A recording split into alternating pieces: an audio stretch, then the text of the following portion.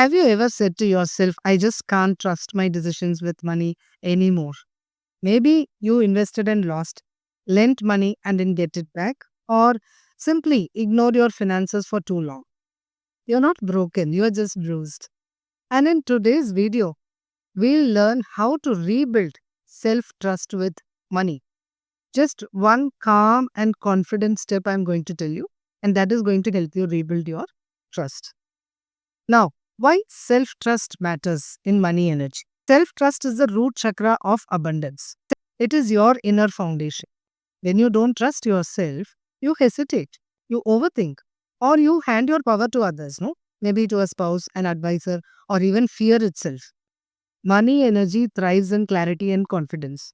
When you believe that you can handle, your vibration stabilizes and opportunities start finding you again. You can't attract abundance if you secretly believe you will mishandle it. Right? Money flows to those who trust themselves. And that is why we are discussing this today. And how we lose this self trust.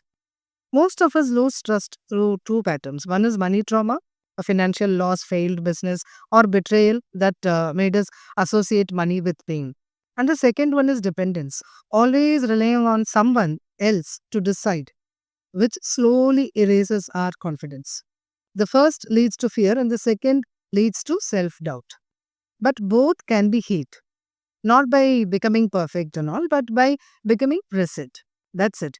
You don't rebuild trust by waiting and all, you rebuild by showing up, right? So that presence is more than enough. Now, I'm going to give you 3-step practice to rebuild self trust with money. Here is a simple 3-step practice that helps shift from doubt to trust. Step 1, reconnect. Look at your money daily, even for 5 minutes. Log into your account, check your wallet, track your numbers, because awareness builds safety. Second step is to recommit. Make one small money decision yourself, like saving 100 rupees extra, setting up an SIP, or buying a book that grows you. Small actions rebuild inner credibility. Third step is to reassure. Place your hand on your heart and say, I trust myself to make wise decisions. Every choice I make strengthens my abundance. Right? Now, self trust is your true currency. Without it, even a large balance feels unstable. With it, even small beginnings feel powerful. So, this week, choose one action, however small it is. It should tell your energy, I trust you.